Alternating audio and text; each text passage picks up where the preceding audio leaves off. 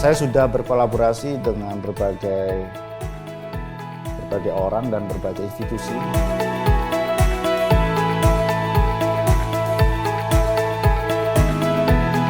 Skenografi itu saya mulai tahun 2005, yaitu tentang konsep fotografi tanpa menggunakan kamera.